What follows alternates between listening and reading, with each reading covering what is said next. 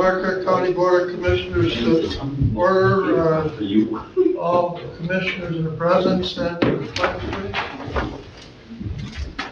Pledge allegiance to the flag of the United States of America and to the republic for which it stands, one nation, under God, indivisible, with liberty and justice for all.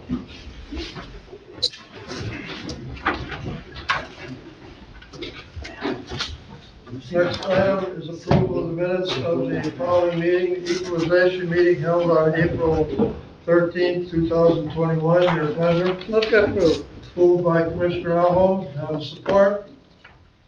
Support.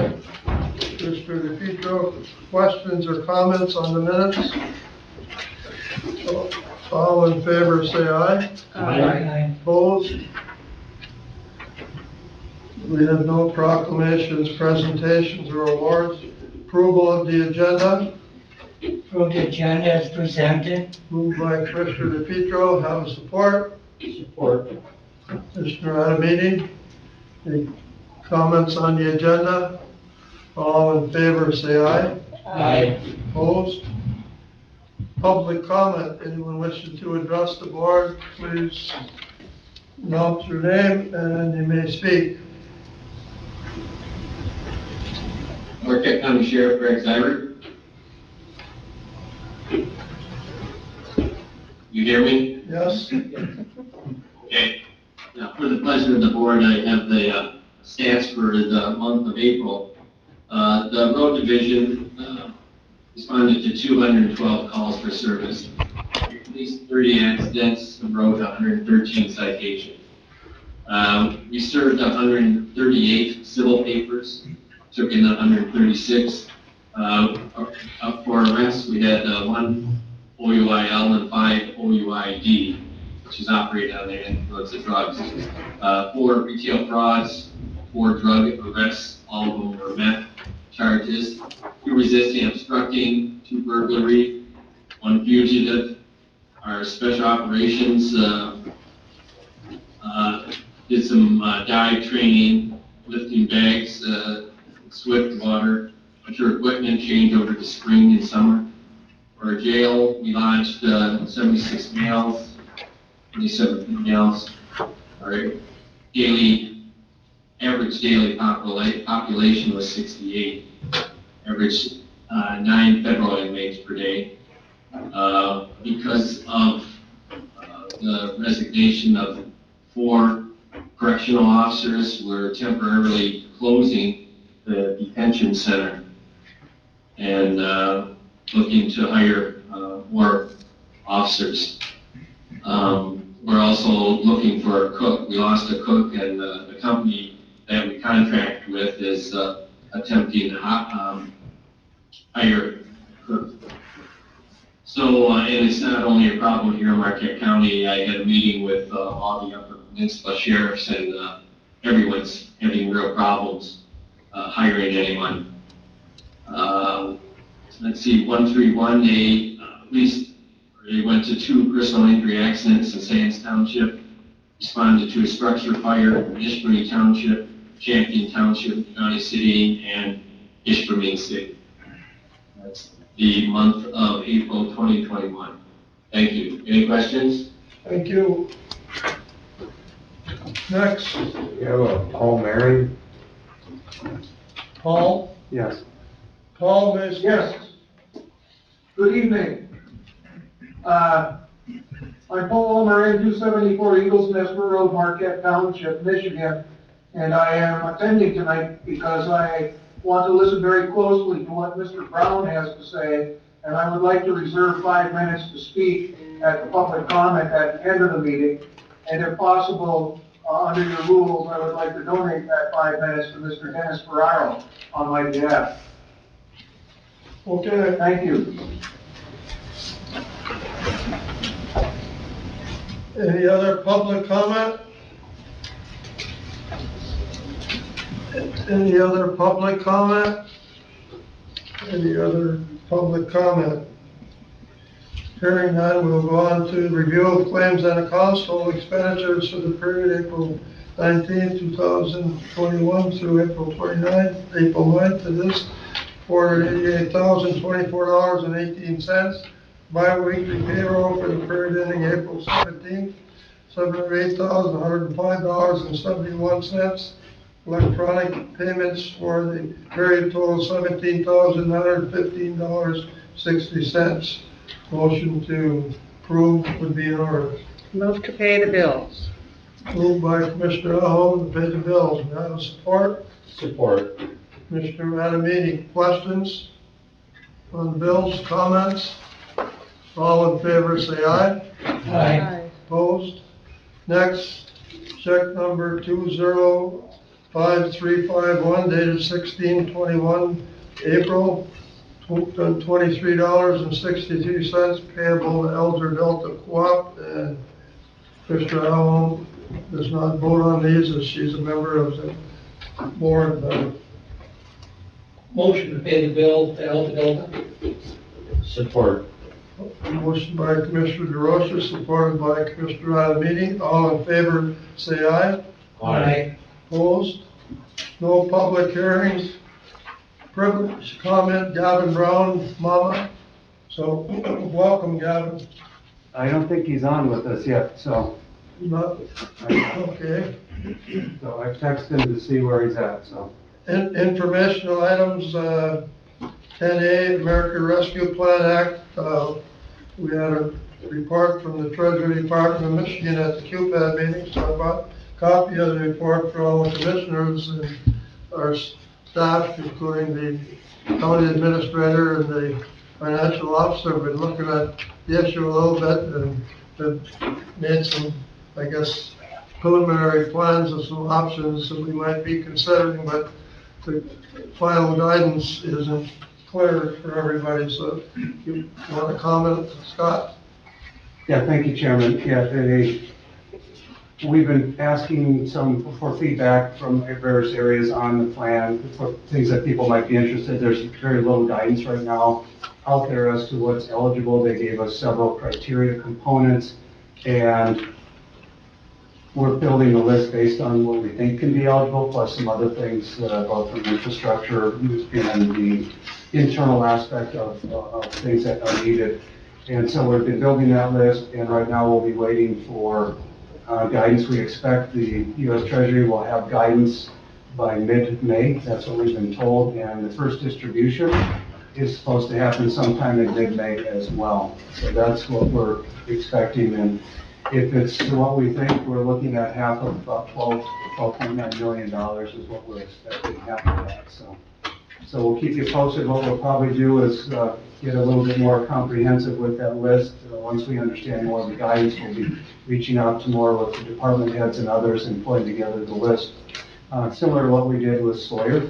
And clearly, if commissioners are interested in throwing some ideas at us as well, please do so as we pull that together, and we can help prioritize some of those options and needs, and then let the board weigh in on where to go with it. I would caution that you want to take your time. You have several years to do this, and some things that may be affected, such as some of the community tax base may not show up right away, and you may want to make sure that you're looking at how you manage those dollars over that time and be cautious with them. So that's the comment today from it. But it's a work in progress, and trying to be methodical and smart with what it is. If you spend it wrong, you do have to pay it back. So We have until December 30th, 24 to utilize the money, so we'll need some careful thought by the board and staff in utilizing any dollars that we get that we can spend here in the county. By utilizing, do you mean, we have to spend it by that date, or we have to have it earmarked by that date? Yeah, that's what I think, but I know it has to be at least earmarked some project by that date. So motion to accept the information for file would be in order. Move to accept for filing. Moved by Commissioner Arnold, supported by Commissioner DeRosa to accept the American Rescue Plan Act for file. All in favor, say aye. Aye. Opposed? Next, I guess, is we'll start your action items to Gavin gets on. The first item is the courthouse security committee update. Good evening, Chairperson Corkin and fellow commissioners. It is so nice to see people. I am very appreciative of you allowing us to appear in person. In your packet this week, you have been provided with an updated memo from the Courthouse Security Committee. I am not going to belabor a lot of that memo. I think it's pretty straightforward. I will tell you that the committee is made up of all of the elected officials in the county. Your representative is Commissioner Nordine. Sorry he's not here tonight. He's a very active member of our committee. The one thing I would highlight is that this committee does things. One of the things we've accomplished is making sure that there is a way to report all security threats within the county. We never had that. There is now a system in place for any employee, any member of the public, anybody who has some threat towards their security to be able to report, and we're keeping track of that. We also are here this evening to ask this commission to continue a one point of entrance. I will be introducing Bob DeSetto, the bailiff. I appointed him to a subcommittee of the Court Security Committee, and he knows probably better, along with the sheriff, who's online here, who's part of our committee, how necessary it is to protect the community, to protect the litigants, and protect the employees of Marquette County. So I'd like to turn this over to Mr. Bob DeSetto. Mr. DeSetto? Thank you. It's not as bad as it looks. Well, maybe. My name is Bob DeSetto. I'm the Circuit Court bailiff and retired from the Michigan State Police 26 years. When I finished with the State Police, I was the emergency management coordinator for the southeastern Michigan, Wayne County, City of Detroit, Ann Arbor, Washington County, Monroe, Oakland County, Pontiac, Macomb County. And we moved up here after my retirement and everything, and I was subcontracted after the Silver Lake Basin flood. I think it was 2003, 2004, whatever, to do the county emergency management plan that was in place. I started working as a bailiff in 2004 and did some research on our court security. A total of 5 different court security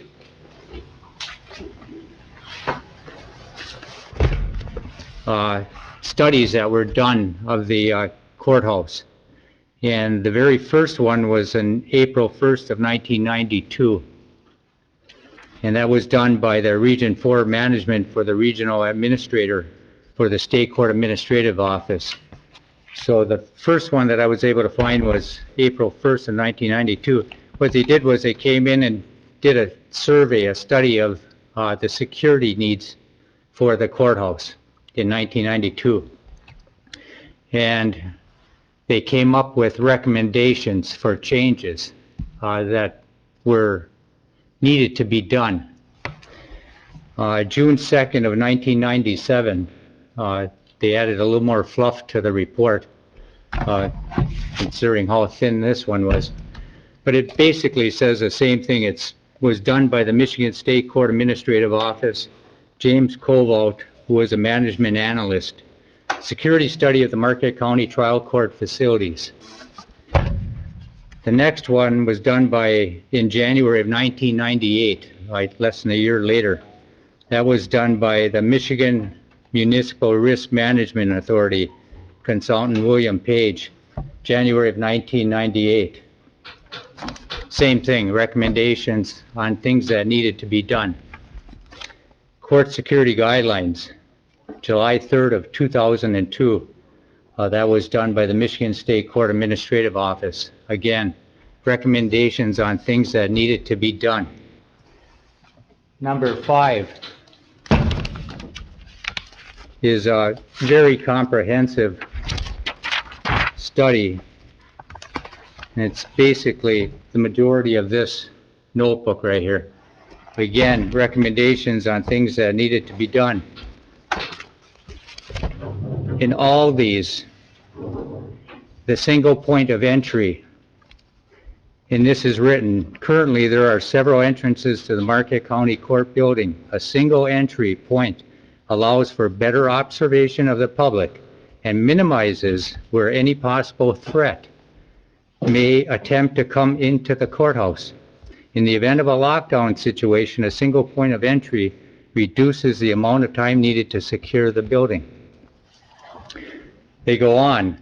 Screening station. The Marquette County Courts currently have a couple walk-through metal detectors in the courthouse and annex buildings.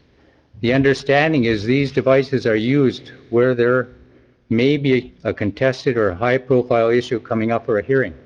Since it is unlikely to predict the future, these devices should be used whenever the courthouse is open to the public. We have 2 of them sitting there, basically accumulating dust. The one in district court is never used. Ours we use when we feel there's a need to screen people if it's a high-risk trial or hearing. All persons entering the building should pass through the weapon screening station. The court's weapon screening policy should include a list of restricted items, criteria for the storage and disposal of confiscated items, protocols for appropriate responses to attempts to bring in weapons and/or prohibited items. The screening station should be located at an entrance that is barrier-free and can be used for entering public into and through the screening process. That was done in October 30th of 2013. Retired Judge Thomas L. Soka, the chief circuit court judge and our committee chairperson at the time, wrote a memo to the Marquette County Board on September 11th of 2014, and I'm not going to read the entire letter here, but attached is an executive summary of the recommendations of the Marquette County Courthouse Security Committee. Committee members include representatives of the Sheriff, County Human Resources, Risk Management, District, Circuit, and Probate Courts, the Prosecutor, Courthouse Facilities and Information Systems, the County Clerk, Treasurer, Register of Deeds, and other department heads. Courthouse Annex tenants participated in committee meetings with input and recommendations. The committee met periodically from May 2013 through August of 2014. The committee is requesting a motion of support from the County Board of Commissioners endorsing, in principle, the recommendations of the committee. And he goes on further, he says, we recognize some, but not all of the recommendations will include significant cost.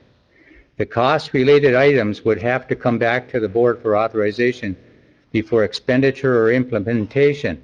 Some of the recommendations are related to improvements already authorized and underway, such as our new telephone system with capacity for building-wide security alerts, 4 new entry and exit stores and hardware. And committee members will be available at your September 17th meeting to answer your questions and provide additional information and support. So those are the 5 since 1992. And basically, if I may approach and everything, I have a handout, I have a revised memo on a single point of entry and weapon screening.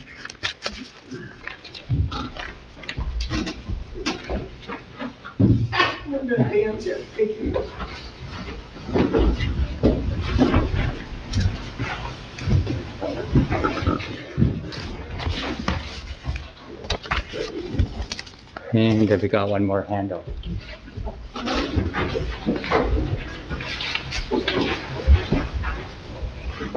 And if I may read that into the record, I have some additional information I want to pass out as far as that photograph that's making its way around you. Courthouses are unique buildings insofar as they are the location into which society invites people who are in conflict with one another. There are, of course, other locations where societal conflict may occur. A person may lose his or her temper at the county treasurer's office when paying taxes that are deemed too high. A parent may become outraged at the child support office when making a monthly payment that is seen as unreasonable. Courthouses, however, are different. It's an emotionally charged environment. People's lives are being changed forever, and that is the reason courthouses are different from other public buildings. If you have a dispute with your neighbor, your spouse, or a total stranger, society expects you to resolve it in the courthouse. If you cannot resolve it amongst yourselves through peaceful discourse, no other public building serves that purpose. Besides these disputants, other people come to the courthouse as a result of its peculiar status as a forum for conflict. Private citizens are ordered to come to the courthouse for jury duty and are not permitted to refuse unless they have a valid, legitimate excuse. That photograph that I passed out 3 years ago, I think the date is on the photograph is 2017. We were just in the start of a criminal jury trial that morning. And at approximately that time date, 9 o'clock or 9:50 or whatever it is on the photograph there, the judge took a recess.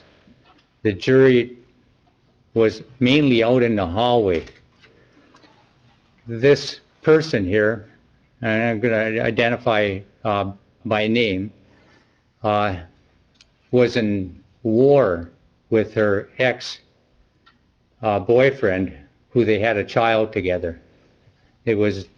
Everything was revolving around this child custody. Anytime ended up being a physical assault, anytime that they were doing an exchange and everything with the child. This woman was so distressed at one point in time. She had custody of the child, and sometime before this photograph was taken, and she had the child, but wouldn't give it back to the father, who had primary custody of the child. And it got into and he ended up calling the police, the Marquette City Police Department, who then responded to her address. When the police got there, she came out and had a handgun in her hand and refused to surrender the child. The police were able to talk her after maybe an hour or so of back and forth and everything. They were able to talk her out of releasing the child, and then she was taken to jail. She ended up getting posting bond and was out on jail. So what we have in this photograph here is the jury now is out in the hallway after we started this trial. She came up to the landing outside the courtroom and entered the building from one of the locations. And she came walking by with a full face camouflage shirt, camouflage on her gloved hands, only so that nobody would not recognize who she was. And then she made her way up to the front of the court. The jurors that were there in that picture were visibly upset. The jury officer and the jurors came to me and told me, because I had just gotten in my office and I wasn't watching the camera as the camera captured the photograph. So when we went up there and confronted her and everything, because of all this stuff, with the police and having to surrender the child and the standoff and everything else, she did not want people to see her. But no juror, nobody really should go through that, having to deal with that. If there was a single point of entry, that wouldn't have happened. She would have been forced to come. No other we have 7 different entrances to the courthouse and the administration building. 7. So that's one thing. Other people are subpoenaed to serve as witnesses in court cases. Did you have a question? I guess when you're done, I'd like to ask. Oh. Sure. Other people are subpoenaed to serve as witnesses in court cases and must appear or face sanctions for contempt of court. Tourists are attracted to the historic courthouse because of its architecture and famous movie court scenes from Anatomy of a Murder. It truly is an honor and a privilege to be able to work in that courthouse. I mean, I see it on tours every day, and we have a lot of tourists that come in and everything, but some people can't believe they can just walk in.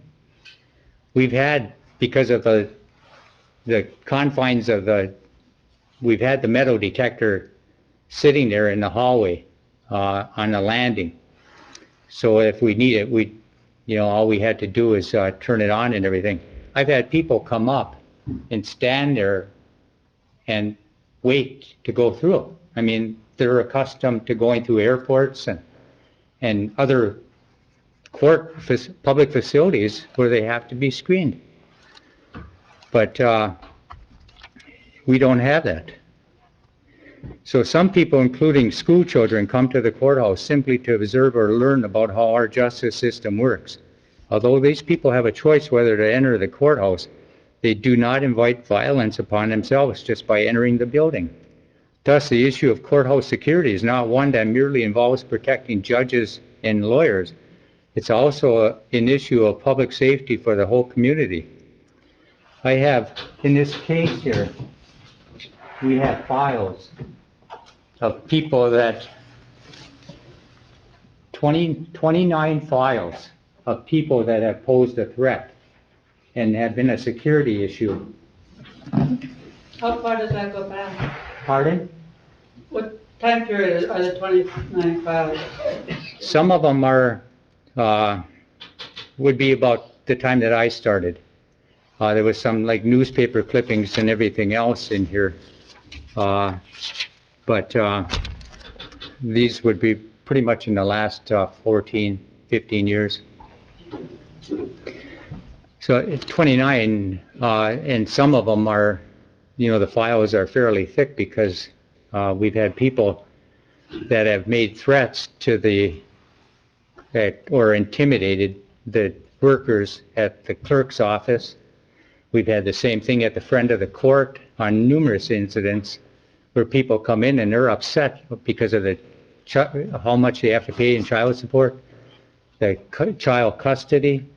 We've had probate court where I and the deputies have had to respond. And you can see the look on the employees' faces that, they're not used to dealing with this, with trying to de-escalate somebody. Well, I have a couple of questions, if you may. Sure. One, I appreciate all the efforts of everybody on the committee. I know it's on your own time, and you're doing it for the good of Marquette County, so I applaud everyone's efforts on that committee. I've been not a big fan in the past of supporting a single point of entry based on the size of this building and all the different departments that people come to a public building. Over the last, I would say, month, I've chatted with numerous employees, including the clerk, as to sell me that why it is so important. I've been listening to you. I just got a couple of quick questions. Since 1992, you quoted from 92 to today in all those different states. How many guns were brought into this facility or knives that became a threat? Well, it's unknown. And I think that, if I might help here a little bit, that is why we have developed a reporting system. Up until 2020, right? Is when we started recording these things. So we don't know. But to the best of your knowledge, nobody's come into the courtroom. When you were talking about that earlier, that armed issue with an individual, that was at their home, not in our court, right? No, that was here. So the lady brought a gun into the courtroom and. Oh, no, that was, Well, that's where yeah. I was getting confused because Yeah. you had talked about the incident. she, with the police de-escalating it. Did that happen in our courtroom or was that at their home or? that was at her apartment, Okay, her residence. Yeah. Okay, fair enough. because, And if I might add to that, Commissioner, remember, I was here about 5 years ago, and I brought in the weapons that have been taken off the juveniles Correct. since I've been I down there. do. So there were knives, there was an axe, there are and weapons that make it in here. I've had the same thing where I've taken guns off of people and put them, we have a lockbox in my office. And they're giving the weapon back. Knives, I can't even tell you how many different knives I've seen. But, I mean, if they're concealed, I guess I'm not trying to, I'm just trying to get in my mind how many issues we've had, because we have Sheriff Seibert has an armed deputy at the door. Just Saturday alone, and I know I spoke with Linda and her staff, I spent several hours over there last week, discussing this. And just Saturday, I had a retired school teacher tell me she couldn't get into the clerk's office. Mhm. And she walked all the way up, and she didn't have an appointment, so she couldn't get through the door. Then they called, and she spent a good hour. By the time she had to walk all the way through the building, and she said, it was significant trying to find my way. And if you've never gone from the one end of this facility to all the way around to the clerk's office in the historic portion, it's a bit daunting. I mean, you go up a floor, you go over, you go down a ramp. And I'm a little troubled with public buildings being fully locked down. So having said that, in your proposal, in your committee, there was some discussion about maybe they could be a call line to be able to access, but just general discussion. So if a single point of entry happens to be the future, my concern is going to be, are we going to have everybody, including employees, pass through a single point of entry, including the elected officials, and are they going to be screened for weapons? Because if they're not, it's really not truly a safe point of entry if everybody goes in and goes out, and then they can be screened to know who's in the building and who isn't in the building. Is that something that's being considered, or is it just for people that come in? In a perfect world, that's what I'd like to see happen, but that's not our request at this time, Commissioner. Okay, but we're going to ask the general public to go through all of this, but we're not going to have our employees or the elected officials to do this. That is correct, but Okay. recall that everybody who is an employee or an elected official has a fob or a, whatever your badge thing here. So we know who's coming in and who's going out. We are taking this incrementally because that's what the board has asked us to do. Right. And again, we've had situations where we've had employees become locked out because there's been troubling concerns, right? So, again, what stops an employee from being? Well, your badge can be turned off. That's what stops them. If we know that there's an individual who's having a difficult time as an employee, HR has the ability to turn that code off, so they can't get in. They would have to go through the single point. To finish up what you're. and, well, there's one other issue too. I mean, even with all the entrances, you may have tailgating. Somebody, not an employee, coming in after an employee is entering the building. That happens as well. The 5 studies, were those all done by people from Lower Michigan, from the court system? Or was the 13 study, was that just done by your committee? No, that was done by somebody that actually I used to work with from the state trial court office down in Lansing. And I understand, I'm not saying there's not a need for this, but when I was in the legislature and on the House Judiciary Committee, we had a lot of talk about this, and sometimes they used to get a little upset with me because I would refer to the Hall of Justice that was built in Lansing as the Palace of Justice. And, you know, that's got Yeah. all those bells and whistles and everything that maybe Yeah. we should have. Yeah. Well, But you know, I get a little disappointed, they come up and say, this is what you gotta have. Yeah.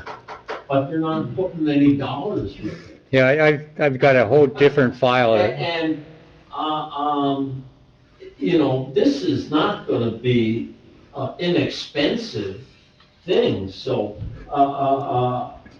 I appreciate all your work. I'm not saying, it's no good. And I agree with most of it, but as you know, we had a hard time coming up with a balanced budget last fall. Yeah. And so what we're looking at here is something big. I don't, you know, we can't solve this tonight. Yeah.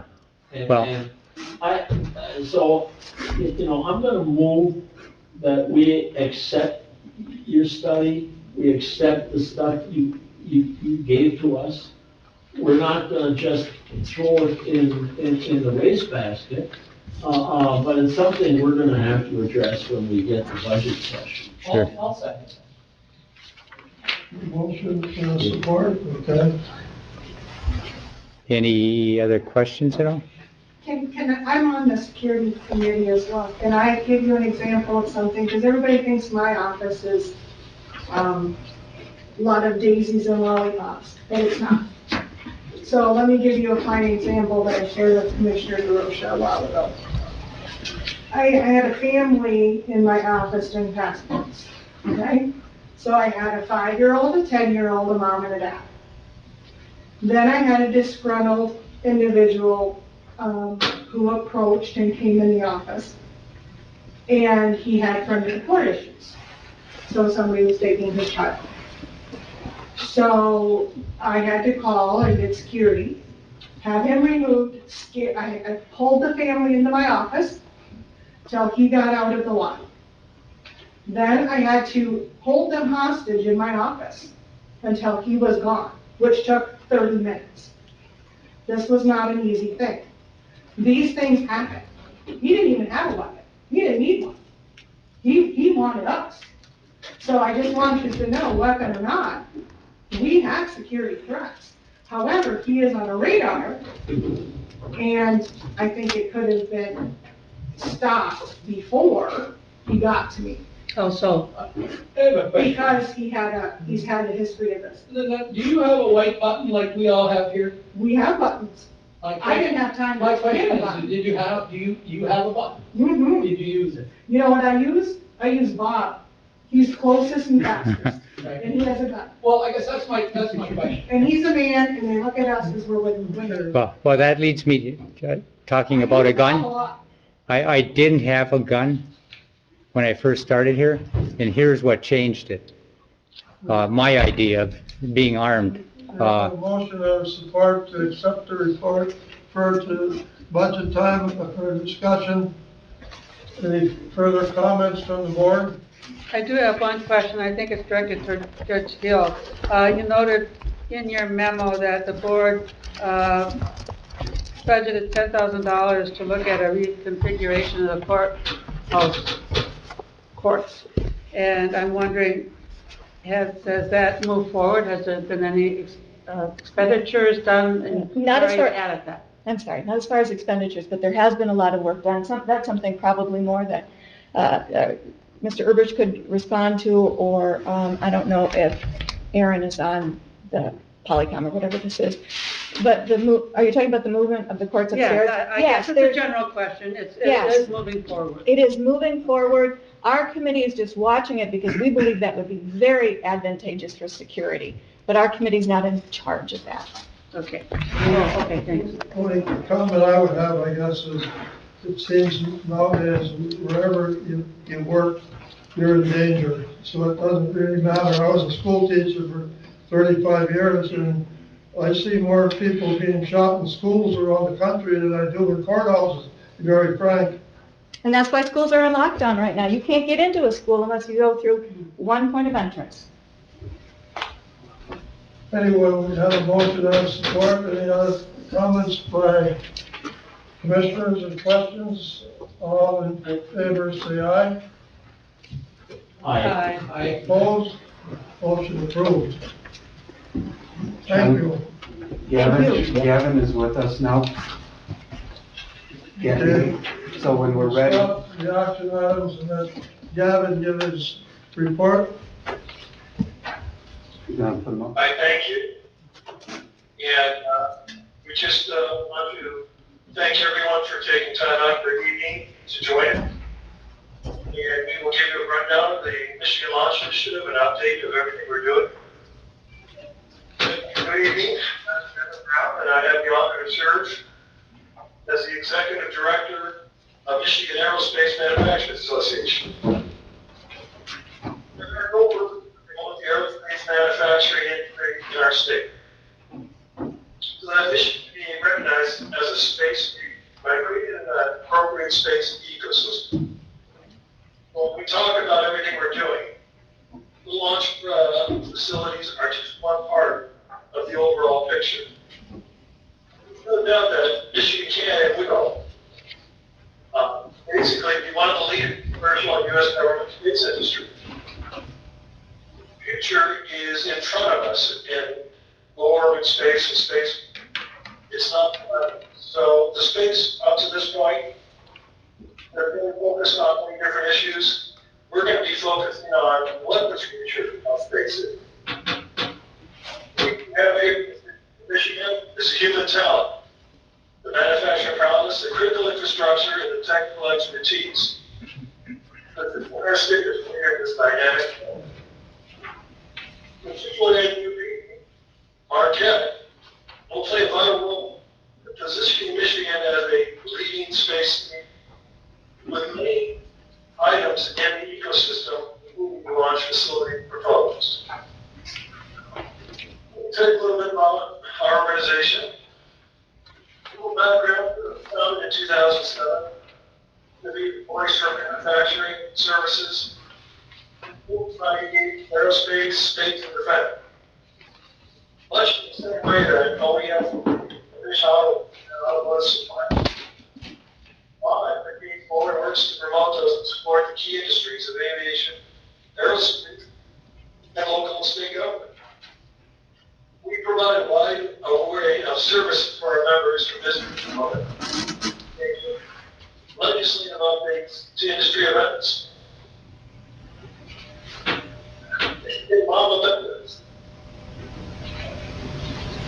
Today, I'm proud to share with you that MAMA has more than 200 Michigan members throughout the state, located both here in the UP and all throughout the entire state of Michigan.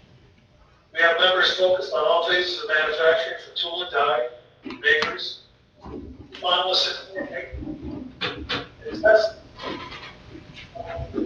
It's all stuff that we're engaged in. MAMA gives Michigan companies access to global companies including Boeing, Airbus, Lockheed Martin, and others in the space industry who are also members.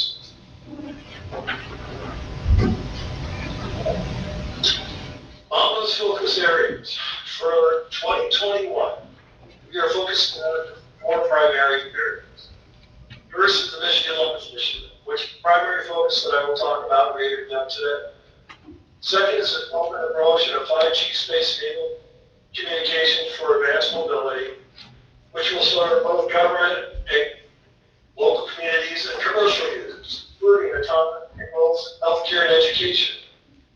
Think for a second what we just went through with coronavirus.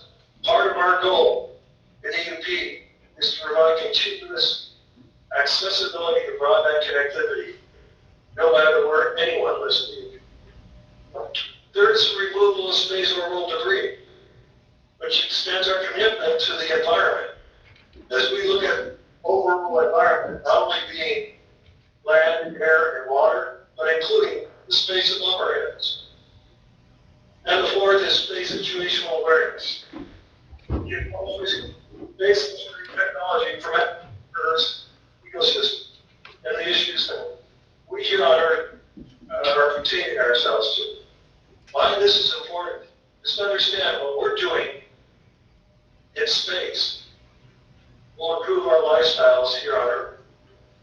share that goal. And that is a primary focus of low Earth orbit technology. We're here today to provide an update on our plans for the proposed vertical launch site in Granite Home. So we have focus on the Michigan Launch Initiative, or MLI, as we call it. It is a green initiative, so I want you to understand this isn't the space business of yesterday or your Kepler space with the Apollo missions. This is today's issues. This is for those young, talented minds to bring forward technology that absolutely includes a focus on carbon neutrality and how to bring back these technologies to the state of Michigan so we can be here. We're not focused on this now. Look at where space is going. Let's talk about why Michigan is poised to be a space state. Michigan's strengths. Michigan is perfectly situated to cap on the growing space economy. Like, we have balance, starting with human talent, along with our long history of manufacturing engineering, taking costs down. That's what we do well in manufacturing. We have touched on a couple of these things already, but they repeat. Mountains are located in our country's heartland. We serve the important bridge to Kent. So the spaceport itself will serve as a focus for green technologies being developed in Canada, Latin America, as well as America. We travel to our state. Direct flights through airports in Detroit, Chicago, with flights in Marquette. Again, ease of travel for people to come, for companies, for people to engage these technologies. This is why we are focused on Michigan. Our state auto industry, it remains at the forefront of vehicle design, ground vehicle design, development, manufacturing, and assembly today. That's very important because as they go forward, where they come from, with autonomous technology, you will see that the role we play in bringing broadband connectivity, the ground marketplace, is something that the commercial manufacturers are looking for. And we're saying, when it comes to flight technology, right here in Michigan. The Michigan Launch Initiative. This is where the Michigan Launch Initiative comes in. Mama Edition being a safe, green space harbor in Michigan, which is centrally located in Mid-America. Our space harbor would complement working out of the Space Coast of California and Florida. Why this is important? One, I think we should be leaders. And the talent that we train, educate, and employ should be in an economy that shares that technological growth, but doesn't change natural resource harmony that we do here in UP. We'll understand what we're doing with the Michigan Launch Initiative is not to change what you see,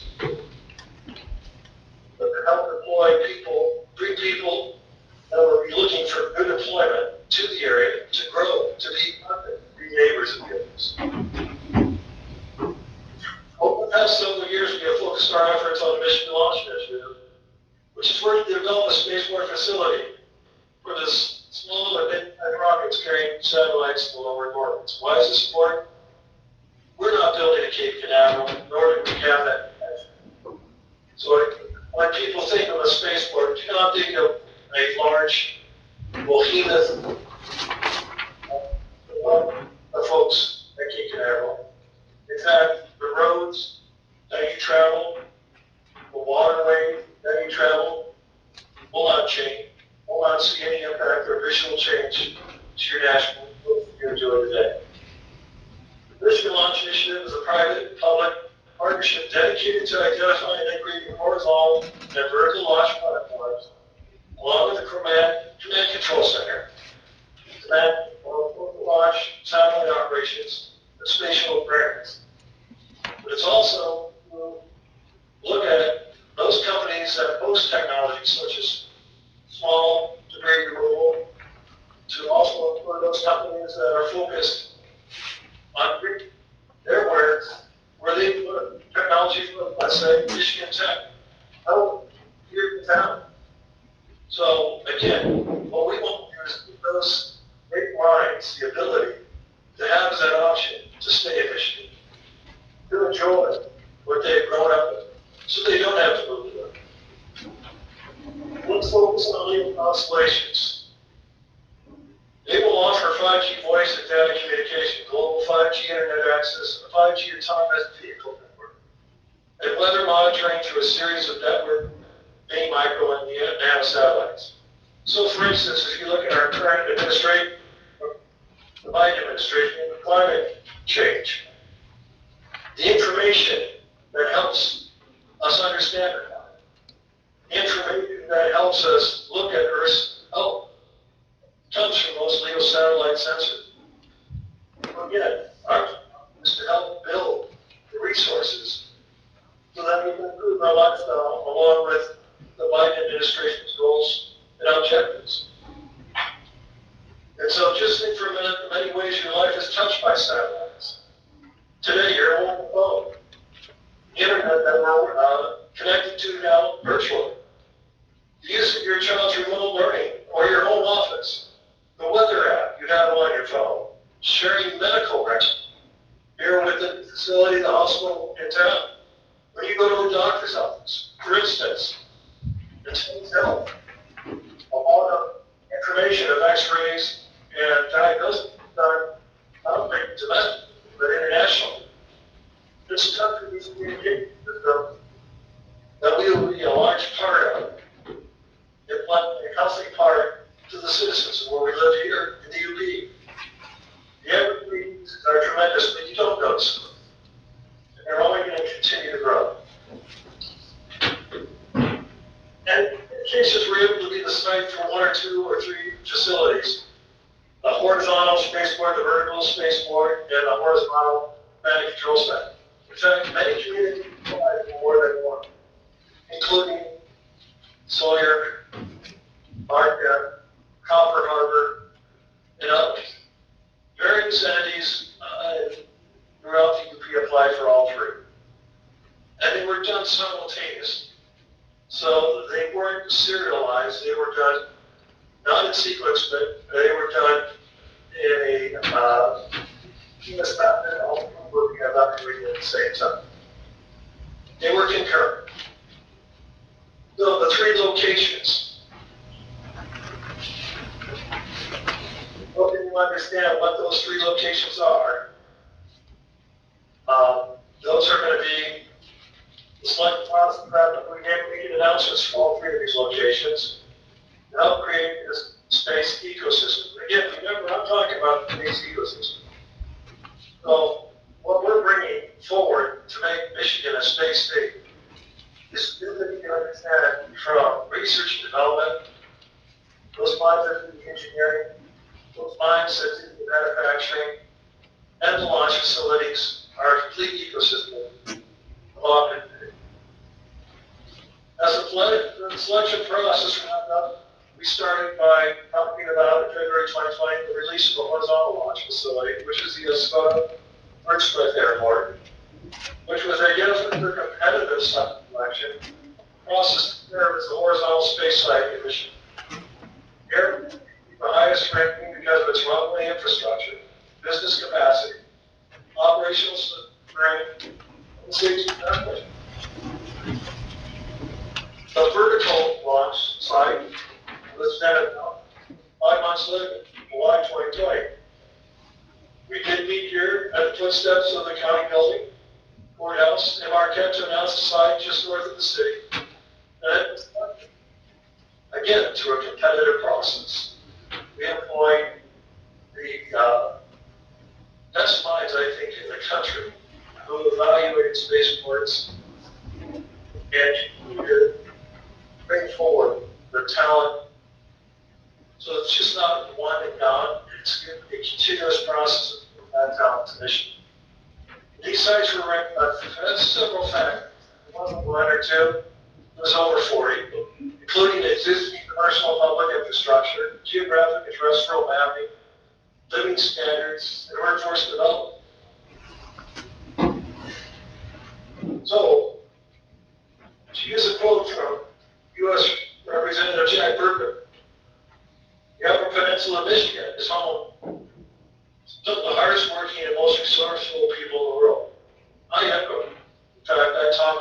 abroad throughout the world, that you will find a population base here of residents that have a great history, a great pride in where they live. And that's reflected in everything they do. Locating this boys sport in the UP will create the opportunity for our residents to use their skills, talents, and expertise to adapt to the changing needs of the commercial and defense space industries. We believe the people, the talent leads this. And this is what we want to bring forward from our process here and working with our neighbors. Competition. Listed here, as you can see, Mark had a lot of competition for the virtual life. So it goes to the top. Through the rankings, the identifiers that I discussed with you earlier. The command and control center. In January this year, we gathered to announce Chippewa County DOE has been selected for the site for our command and control center. This site is the proverbial third leg in our stool and will support our 2 launch sites. They provide classified and unclassified capabilities for governmental, commercial space organizations. Again, playing a key role, not only in Michigan's future, but in the future of America. It will manage satellite operations once rockets carrying small, mid-sized satellites launch from their working site in Moscow. The vertical site in Marquette is a low Earth orbit, which is area 100 to 1,200 miles above the Earth. All satellites now are parked, I would say, between 220 miles to about 350 miles above the Earth's atmosphere. The new command and control center also manage research and development for high-speed orbital flights. Again, playing a critical role in the growth of America.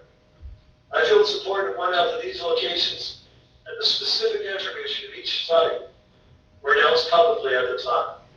You can read the press releases on our website. At no time was there ever a switch of locations. So contrary to what some folks have said, let me just share with you, that never happened. Where we stand now. So where are we now? We are still very much in the early stages of all 3 sites. There's a lot to do to prepare facilities on the wall. The ready approval team has already begun to develop the systems, architect, modeling, by 2023. It'll be the first of the 3 operating. This will be the time to support the horizontal launch site in Oscoda, which is targeted to be in late 2023. It will be followed by the vertical launch site in Grand Loma, which is slated to operate earlier in August 2025. So the process itself will take many years. And I think people, if you understand that this process is one that's laid out, it takes many years, that's normal. So we want to make sure we do our due diligence. And the licensing process is a lengthy one that provides answers. But it is not a quick one, nor does it produce answers in a short timeline. Grand Loma. I know that you are most interested in Grand Loma. So let's talk about where we are today. And that is at the very beginning of the process that will involve the community. The community is going to have a voice. And that voice will be heard, respected, encouraged. You have already heard from a number of residents concerned about the potential environmental impact on your beautiful community. We share that. We share that responsibility. That we're concerned about, and will be a diligent neighbor and preserve and with those community groups to do. Know that we do hear you, and we share your concern for the development. That reflects the environment. It's important to remember that we are in the very early stages of planning and nothing has been set in stone. And let me explain that a little bit what's involved. The feasibility assessment. That feasibility study will be released on our website August 31st. Actually, it will be released to the MEDC, and the MEDC will be able to tell us when we can post it, and we're more than happy to share it with folks. So we're going by a process that's prescribed to us, where it will be a very transparent process, and we want to make sure that we deliver it according to our agreement with the MEDC.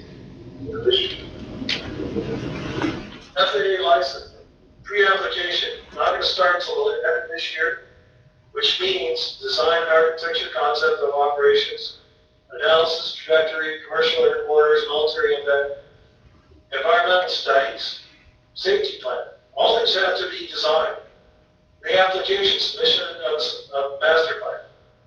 The permit issue. Construction will not begin at the earliest until 2024. FAA flight permit application has to be granted before the construction begins. So, for those of you that are looking at saying, what is it that will take place before any construction begins? Will be about environmental impact survey, or depending on what.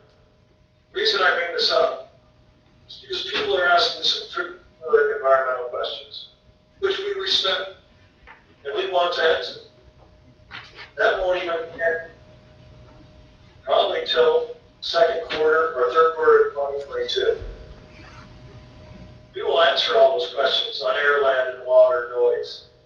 All of those that are essential for you to understand and have input. We look forward to that.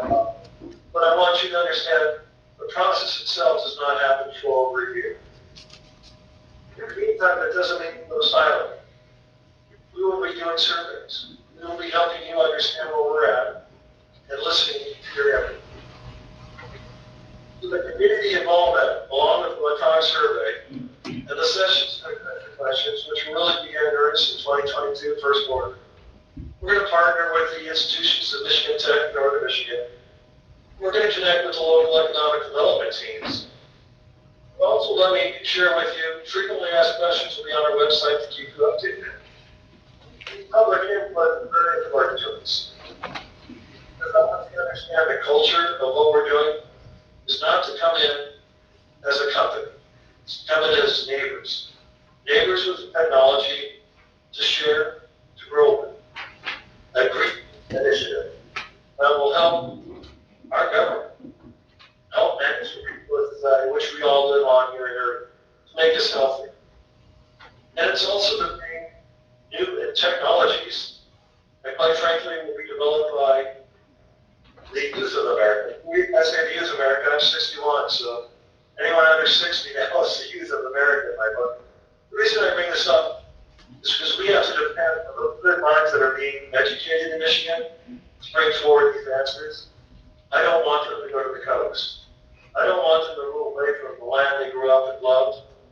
I'd like them to live here and raise families. So how we involve the community is what I just described to you. Now I want to share with you the economic impact. If we take a look at the economic impact of these three facilities, for the vertical launch spaceport Grand Loma, the flight operations facility will require an investment of 31 to 91 million. But let me share with you what that means. If you go, I believe it's Highway 523, if I'm not mistaken, what you see today going up and down, no change. You'll still enjoy that beautiful scenery that you see. If you take your boat out on Lake Superior and go up and down the coast, you're going to still see that beauty that you enjoy. So when I talk about the economic impact, it comes with the responsibility that we're not changing. What brought you here and what you want to enjoy is a shared feeling and goal of ours. For the vertical launch spaceport here at Grand Loma, what it will do for our team is it's a research park, which will require 20 to 35 million in investments.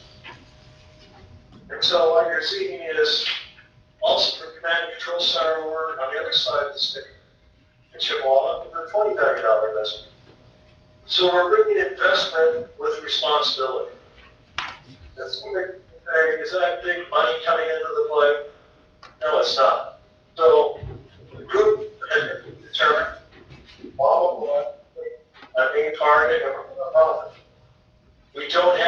tied to large corporations.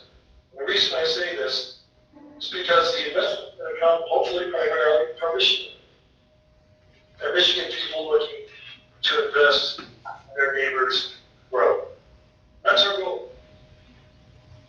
So when we look at and anticipate both base boards that will give rise to new businesses and research parks, also understand the ancillary benefit to hotels, restaurants, those existing businesses that are looking for common growth. With that also comes usually more business for hospitals and public institutions to do their job, to bring more doctors and nurses in here, to provide those services that may be in short supply today, but are part of the growing environment that those doctors want to come and live here, have now the ability and opportunity to do so. So jobs.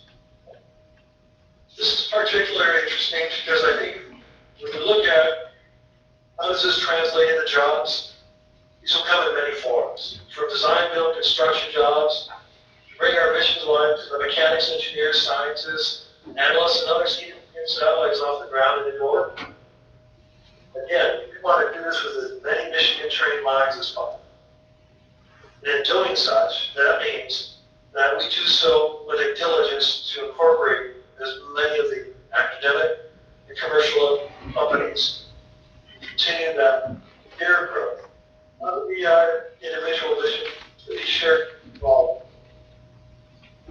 So in 2023, we estimate the MLR will have created 650 new jobs, averaging between 85,000 and 100,000 in annual salary. By 2033, the MLR will have created upwards of 2,260 jobs. Revenue of 150 million by 2023, 500 million by 2033 throughout the state.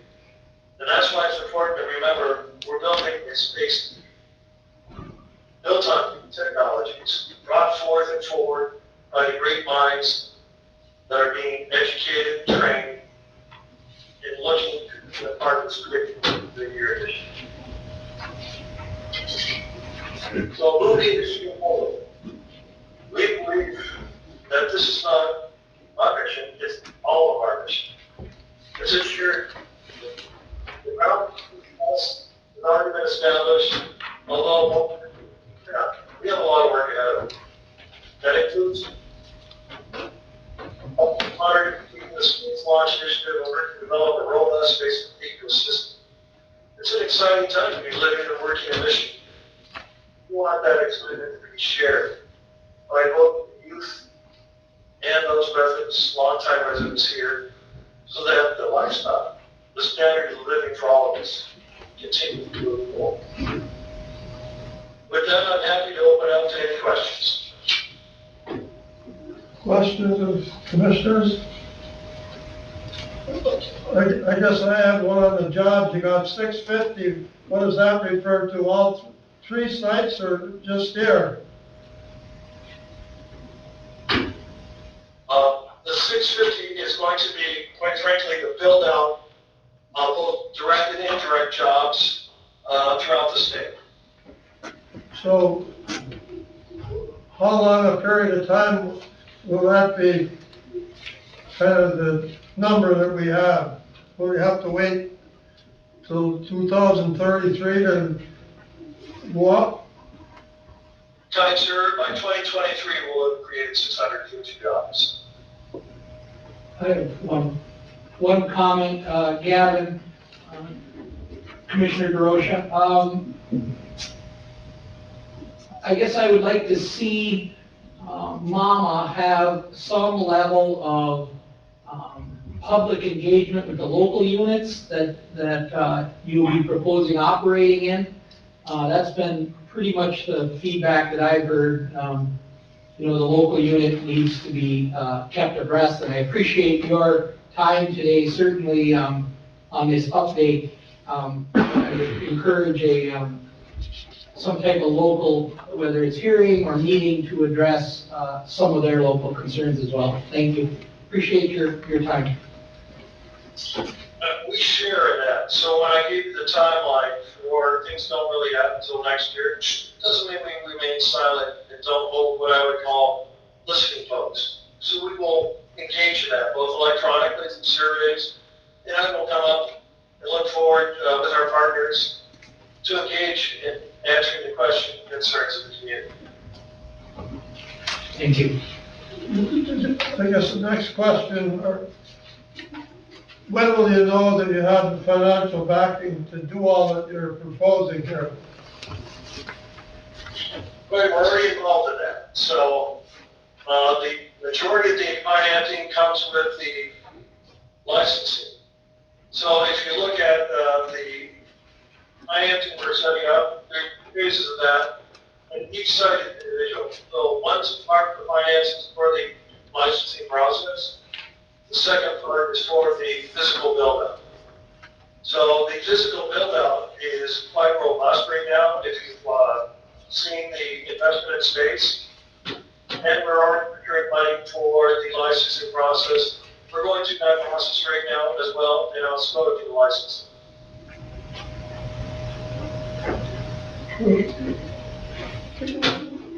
We've had investors that were interested in this project and had the possible ways to raise the money. So have you ever talked to any of those? We have, and in fact, I think one of the things that's interesting about the space industry is that it does have a long timeline on return on investment. And so part of what we want the investors to understand is the process and also the timeline, so that it coincides with their desires. So if you look at people like those that are investing in space now, they understand that return on investment is many years out, not 2 or 3 years out, 7 to 10 years out. So it's helping also educate the people. Not only do they hear about the business of space and they get excited, but help educate them as to the business of space and the realistic returns on investment.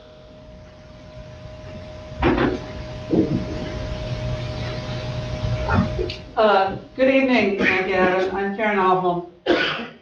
One of the issues that has been addressed to me many times is the concerns that neighbors have in that area, that anytime a rocket is launched, they will be evacuated from their homes. Can you address that? I can. And I'll also preference this by saying there's been no architectural design on the property to determine that, exactly where that lies. I think one of the things that people read about is what's happening either at Cape or Boca Chica. And the reason I don't want people to use that as a reference is because those are large vehicles, much larger than Rocky is. So the impact, our desire, is that no one has to leave at all. That the blast zones and everything we do, which has not been determined yet. So anyone who's talking about evacuating, there have been no architectural plans designed on the land. So we can't determine where that is, but we have experts examining that now so that if any evacuation were to be determined, we would share that with the community immediately. But our plan is that nobody has to leave. But we have not selected any part of that land to actually do that study as of yet.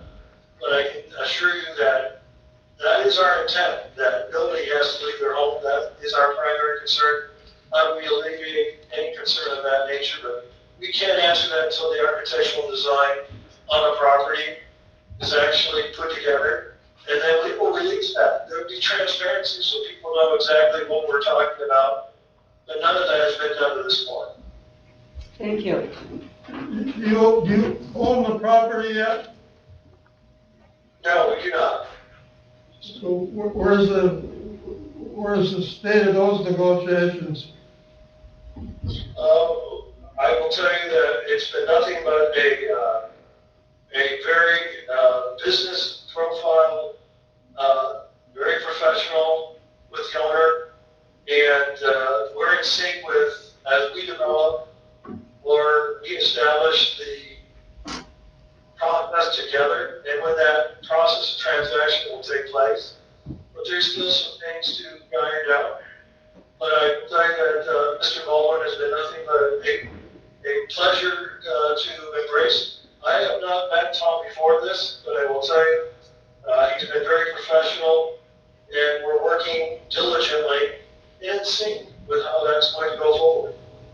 What will have to happen before you can make that decision?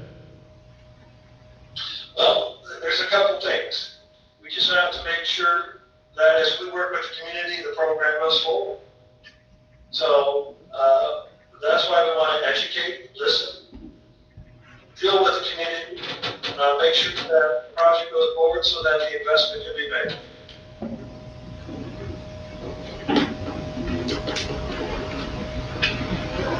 Other questions that commissioners have? Scott? Mr. Chairman, at this time, I'm not gonna ask Gavin any questions because we spent 2 hours with him about a month ago, was it, Scott? When we were talking through the Zoom. And he pretty much understands our concerns and most of the questions that had just been asked, he had addressed with us in the past, so I'm kind of, Adam, we still got somebody on standby for public comment? Okay, anyways, yes, I already spoke my piece with Gavin, a couple months ago, so thank you. And I thank you with the respected opinions that you shared. Because we had somebody from the public that wanted to ask questions or make a comment.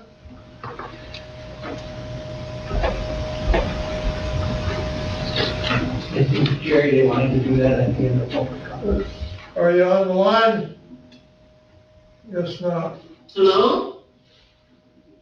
Yes, I'll reserve my time at the end of the public comment period, under item number 13. Okay. Any other commissioner questions or comments? Thank you, Gavin. I'd like to leave you with a closing remark, if it may be privileged to do so. Sure. But I want everyone to know I'm a Northern Michigan resident. When I share the beauty, the long history here in the UP, family, it's not our goal to bring something that will not increase our positive impact on the land, on the people. And we realize and look forward to that, working with our neighbors, working with people on a green new economy,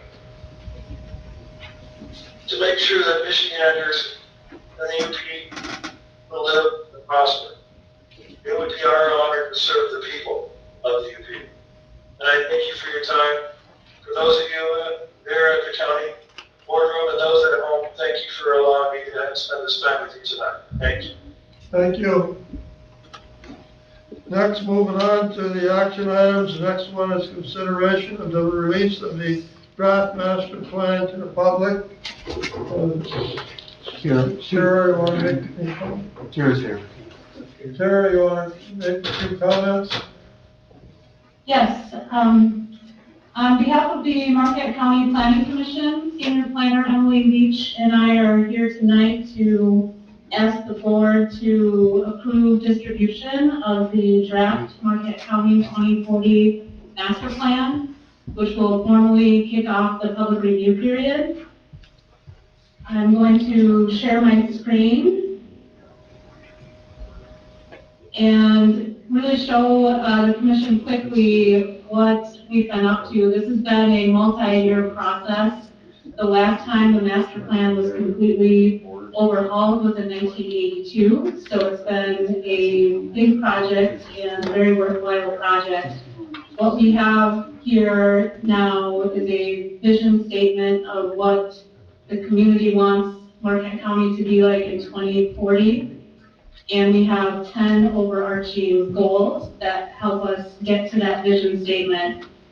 This is our master plan site that we will remain active going forward. Right in this area, you can download the master plan. Here's what that would look like. And I just want to point out on page 1, there's a column here on how to read this plan. This plan is designed to be best viewed electronically. There's multiple hyperlinks and references for other information. It's also meant to be viewed in tandem with our website. We have a data dashboard that's right here, and we decided to have this interactive data dashboard that we can continually update as new data becomes available without having to update the master plan. This is just online tonight for you to see. We have a little bit more work to do. But we have our county and our regions. We have a lot of population data, employment data. Taking a little while to refresh. And we have another tab right now of housing data. And we hope, like, as we implement the master plan, that we will be able to grow this data based on community needs. Another part of the plan is strategies. We have almost 100 strategies right now. You can click, they're in the plan, but you can also click online here and download, people can download these strategies and kind of query based on their interests. And so this is available for review as well. And if there's any questions, we'd be happy to try to answer them. I would just like to commend you on it. I read the plan because I enjoyed it, and I think it would be good for every commissioner or county employee that is involved in decision-making. It was very refreshing on some of the information from the past, but outstanding work, very, very good. I'd like to compliment our staff in particular on this. They worked with the planning commission as well, and there was a subcommittee of the planning commission which worked with them. But this was the planning staff effort. It's very professional. It's very readable. It's a joy really to work with. If you're on the website, you can hit all these little buttons and get more information. One of the planning commissioners at the last meeting, I think, indicated that he thought that this will probably be a model for future counties, other counties, I should say, to use in their master plans, and it should be. It's a wonderful document, and I hope you guys take a chance the opportunity to look at it, and if you have not already had that chance. Thank you, staff. Is that a motion? The motion is to send it out for distribution of the draft Marquette County 2040 master plan, formally initiate the public review process.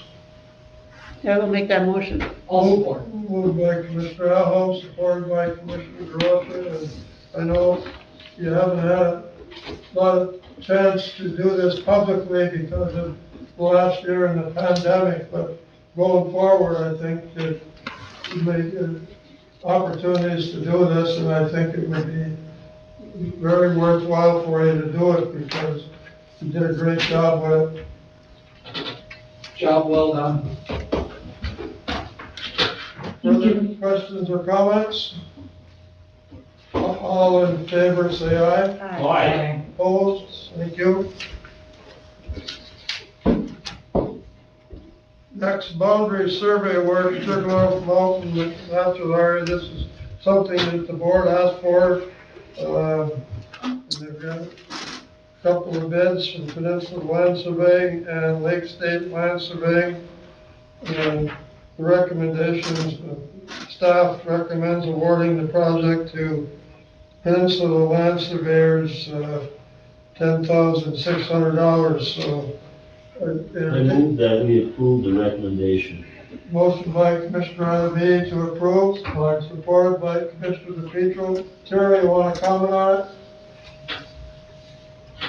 No, this is just one part of the 3-step process to address trespassing and nuisance issues at Sugarloaf Mountain Natural Area. Further questions? We have a motion and a support. All in favor, say aye. Aye. Opposed? Thank you. D, proposed DNR land transfer in Michigamme Township. This will ask for comments from Mr. DeRosa, that's in his district. Few things, commissioners, to start off with. Currently, there are several items that I would like addressed. Anytime we have I believe it's a land exchange is what they're looking to do, but currently this piece of real estate that's being proposed by the DNR, I guess I'd like some more comment from the DNR as we move forward. This is in litigation over property tax 2019, 2020. There's been a ongoing access issue as to whether this is open to the public or not, and I would like the DNR to do further research in the chain of title as to what is actually buried in the chain of title, that the general public is able to have vehicular access to this parcel. And I don't believe that's so. So those are just two things. And there's currently 2 years of property taxes that have not been paid on this, which is troubling. And then the fifth item I have is we've circumvented the process again a little bit. The township of Michigamme Township has not had the opportunity to weigh in or discuss this at their board meeting. That's putting the cart ahead of the horse. I'd like to hear what the township of Michigamme has to say in relation to land that they're currently in litigation on, as to whether, this needs to move forward or not.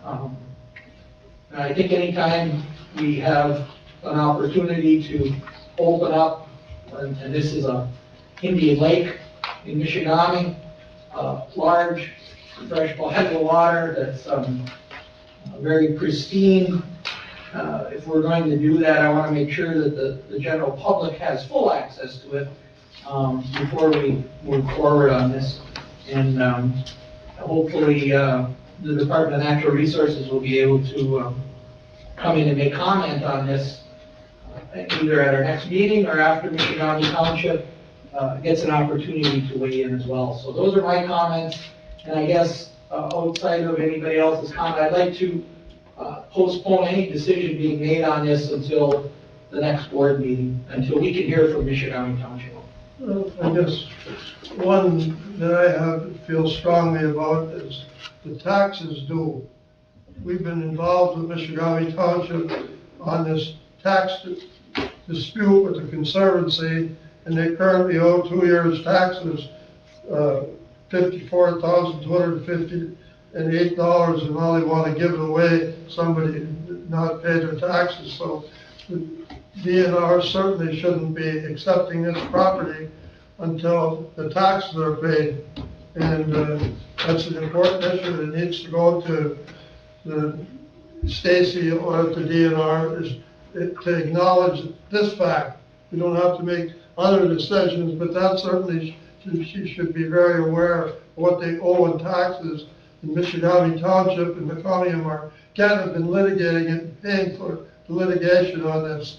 So they better respect that. When I was going through this document, it appears that they're at least requesting, DNR is requesting an acknowledgement that we received this, and they would like that by May 8th. I don't see that should be problematic. They also invite questions, and some of Commissioner DeRosa's could be attached to that. Michigamme is meeting on the 10th, is that right? Correct, Monday. Okay, and do you know if this matter is on the agenda? It's on the agenda. Okay. The other thing, it also, as Commissioner DeRosa pointed out, it was troubling to me about these delinquent taxes, and my question was, does the state pay us? If they get the property, do they then owe us those delinquent taxes? Well, Commissioner, there's one other item that I know is near and dear to the former state representative that sits on our board, is the value of revenue that goes to the Republic School District and the needed revenue. And Commissioner Adamini worked diligently to get a 4-day-a-week school year.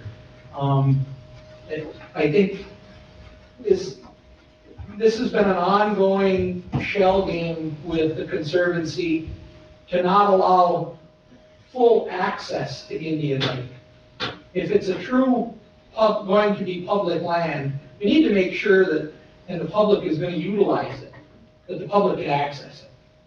I understand where you're coming from, but if the DNR acquires that, or the state, and incorporates it in the state park, Craig State Park, then I don't see how it would not be accessible to the public in the same manner that the rest of the park is. On foot. Oh, you want motorized in there? Or Well, just on? if you are handicapped and require ADA, currently the situation is they do not, you need to have permission and pre-call to get in, to access that area. And I think that's unreasonable, that's an unreasonable restriction. Okay, Scott, you've already taken a look at this, and the tax issue is certainly an important one. You want to comment on what your thoughts are? I think you, as the commissioners, have raised the same point that I have. I have specifically talked with Stacy with the DNR on the back taxes and the current litigation, so that she is aware of that and the amount. And she's raised it above to others with respect to these concerns.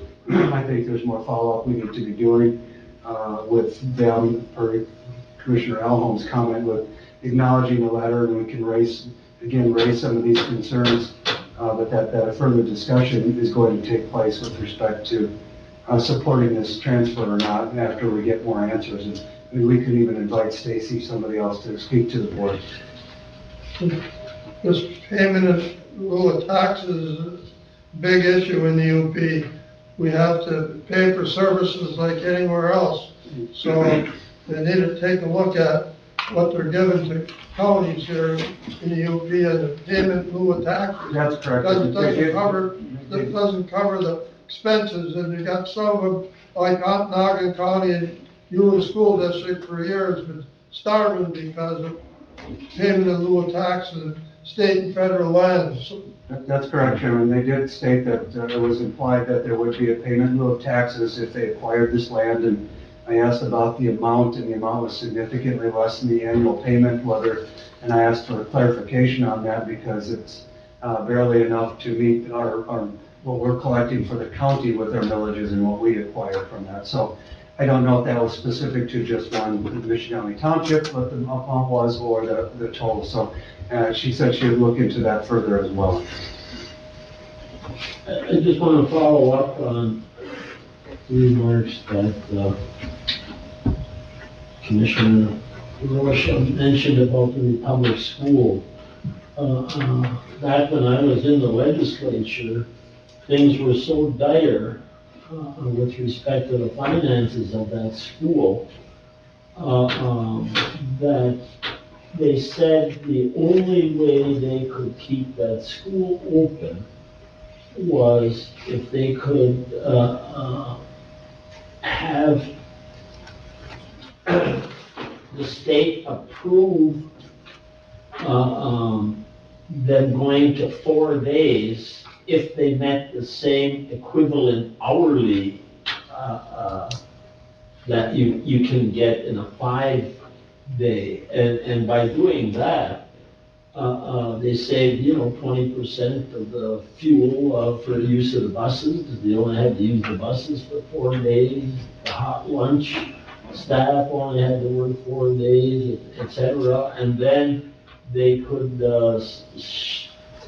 put the heat down for 3 days on the weekends rather than 2 days. So that, and at first when I proposed that at the legislature, everybody laughed. Are you crazy? You can't do that. No, it's not. Well, eventually we could convince them, and the legislature did authorize it. The governor signed the bill, And now I know there are several school districts in the Lower Peninsula that have followed suit. And Republic is kind of a remote community anyway, and if you take away their school, it just, the cities and townships and small communities where schools have been closed, it just kind of saps the strength. Sometimes it's the school that is the glue that holds that community together. So not only would I like to have the other questions answered, but I want to know what would the effect be if that goes through as to, what would its effect be on the school taxes that Michigan, the Michigan Republic School District. I have that. What? I can address that, the breakdown that I have for the schools based on, their payment is $20,000, say $314 for pre-penalty. $8,500 of that is for the school. But they would lose that. Right? If it's a small pelt, or there's no pelt and they take it, it could be totally lost. Yeah. Chairman, I'd like my motion to be amended to include a list of questions for the DNR to respond to for our next meeting that the administration can put together. So, repeat the motion? Motion to review this after Michigamme Township weighs in and answer a list of written questions that we may have for the DNR that they can respond to next working. And to acknowledge that at least we received the letter in the timeframe they're asking. Yes. So, I guess the timeframe, are they trying to act before we can? That could be the, I guess we need to find that out.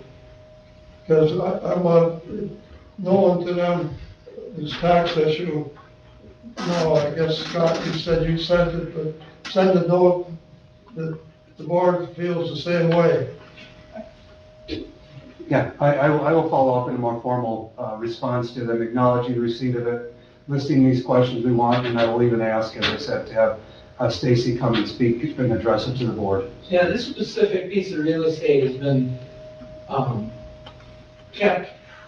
they've kept the public out of there, and they're trying to claim a tax exempt status. It's just not fundamentally right. That's why we're currently involved in litigation and a lawsuit participating with Michigamme Township. So they've lost both years, but they still haven't paid. Correct. 2 out of 4 so far. I would suggest that we also ask the Republic Michigamme School Board what their views are on this. I concur. Any other comments or questions? We have a motion and a support. All in favor, say aye. Aye. Aye. Opposed? Motion approved. Next, a resolution to acknowledge the CDBG application for Dockers LLC. We had a public hearing, supported it, but they forgot to give us the resolution, so now we have to pass the resolution. So I entertain a motion and a support. Move to adopt the resolution acknowledging the application for funding to the County of Marquette, State of Michigan, CDBG revolving loan fund for Donkers LLC. Moved by Commissioner Elholm, supported by Commissioner Adamini. Roll call, please. Commissioner Elholm? Yes. Commissioner DePietro? Yes. Commissioner DeRosa? Yes. Commissioner Adamini? Yes. Chairperson Corcoran? Yes. Next, Community Corrections fiscal year 2022 grant application summary. Here it's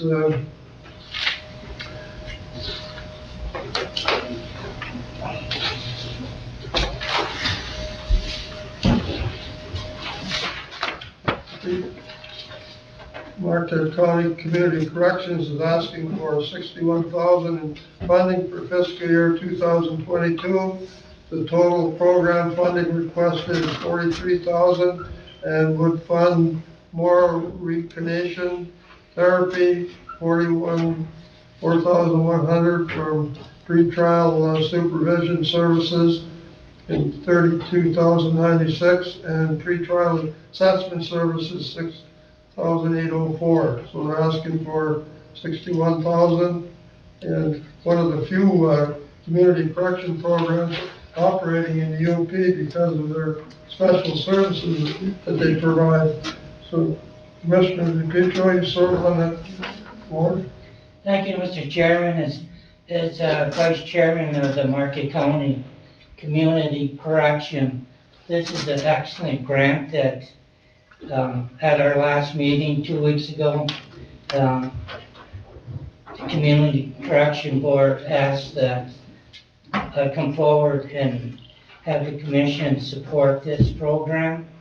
And there's a lot of very, very good benefits from this grant. So anyways, as you can see on the page 11F, if we can get the support to pass this, this will be very beneficial to all involved with this program. Thank you, Mr. Chairman. I have a question. Is this for fiscal year 2022. 2022? So this will be included then in our budget and stuff. Is that right? Yeah, okay. You got your motion to approve? Yes, Mr. Chairman. Support? Support. Further comments? All in favor, say aye. Aye. Opposed? Next, we have FAA Airport Coronavirus Relief Grant Program ACRGP. Resolution to accept a little over $1 million. Yes, Commissioners, this is a grant that the FAA has circulated for the Marquette County to consider accepting. This is, again, one of the corona relief grants that they have awarded. The purpose of this grant is to help airports and communities with the airport to offset some of the expenses relating to COVID and some of the future expenses with COVID. There are some flexibilities with this grant. We are able to utilize it for not just directly COVID-related items, but there is some language in a grant to allow us to do a developmental grant, which may help us with our terminal reconfiguration. And they also do state in the language of the grant that you can utilize this for ongoing operation and maintenance expenses similar to the CARES Act. And again, this is a grant of $1,020,062 through the FAA. And one other aspect, very good aspect of this, is there is no local match. This is $1 million of clean, free federal money. I shouldn't say free, but clean, clear federal dollars that we would not need to provide a local match. So motion to accept the grant, to approve the resolution would be in order. So, need a motion and a support. So moved. Support. Moved by Commissioner Allen, support by Commissioner DePietro. Roll call. Commissioner Allen? Yes. Commissioner DePietro? Yes. Commissioner DeRosa? Yes. Commissioner Evans? Yes. Mayor Jefferson Corcoran? Yes. Next, we're on H, FAA grant pre-approval hangar 665 expansion and 664 fire suppression system. Yes, this is a MAP grant, a Military Airport Program grant that we applied for, and we were fortunate to get funding to expand 665 for the Envoy operation. This is, normally this grant would just to finalize the expansion portion, but staff working closely with the FAA and knowing that we still had one more year, 2022 of the MAP application program, that to optimize this grant to the fullest, we added a fire suppression system in hangar 664, where we would do the design this year and then follow up in 2022 to do the final construction. There's some couple changes on the memo here. The grant amount that is currently being presented is a grant for $5,227,873. Again, this will encompass the completion of Hangar 665 expansion and the engineering design for the fire suppression. There is currently a local share of $261,394, also a state share of equal value. With this grant, once we get the grant awarded, we'll have to follow up with another contract with Mead and Hunt for the design portion of the fire suppression of this project. Staff is recommending that the Board of Commissioners pre-approve this grant, so once the FAA does provide the final documents that we can streamline this, get it through and get it signed. Again, this grant, one more added feature to this grant is we anticipate, we're not 100% sure on this one, but we're anticipating that this grant will also be 100% federally shared. So early on when we were doing the map planning, there was a lot of local share expenses that we were burdened with. This grant, if goes through 100%, we will not be required to provide it. Staff recommendation, the Marquette County Board of Commissioners to approve grant 326-152-048-2021, approving the chairperson and civil council approval to sign the agreement to include the MDOT sponsoring contract with the associated resolution. I so move. Moved by Commissioner Adamini. Have a support? Support. Vito? Any other comments? One question, the local share, may be able to come out of the CARES Act? Yes, we would be able to address that to the CARES Act. We are allowed to provide our local share or our local match for federal grants with the CARES funding. Okay. Thank you. Roll call. Commissioner Adamini? Yes. Commissioner Elbow? Yes. Commissioner DePietro? Yes. Commissioner DeRosa? Yes. Chairperson Corcoran? Yes. Next. We have BP Capital LLC lease agreement. It's a new group, so good news. Yes, there's a company, they are currently located in San Jose, California. They contacted us requesting information on hangar size and accessibility. In further discussion, they are proposing to move a flight department from California to the Marquette Sawyer International Airport. They want to lease a hangar with capable of supporting their aircraft. Currently, we have 3 hangars on site that could house the aircraft that they're requesting house here. We have 665, which is the hangar that's going through the expansion process with Envoy. That would be off the table. 663, which is the hangar that we lease annually to the U.S. Army for the icing, and we prefer not to disturb that agreement. And then the remaining hangar that has the accessibility with the hangar doors is 661, which is currently leased by Envoy. In discussions with Envoy Air, they would be willing to transfer that operation from 661 to an adjacent hangar 662, knowing that they don't need the size doors to operate the operation that they have in there. There is a couple catches with the move. Envoy is open to the move, but Marquette County would have to bear the expenses of transferring all of their operations from 661 to 662. There is some estimated costs, roughly $40,000 for IT, $53,000 for a lighting improvement, and then there's yet to be determined some additional costs to move the actual furniture and storage materials. Short of that, what we are proposing to do is lease this 661 to the BP Capital as their facility. provided them a letter of intent with a lease rate of $5,000 a month or $60,000 on an annual basis. Granted, with the expenses that we would have to put out to move Envoy, we would need to have at least a 2-year lease agreement for this to cash flow correctly. BP Capital was willing to sign on to tentatively to a 2-year agreement with a 5-year extension if everything goes well.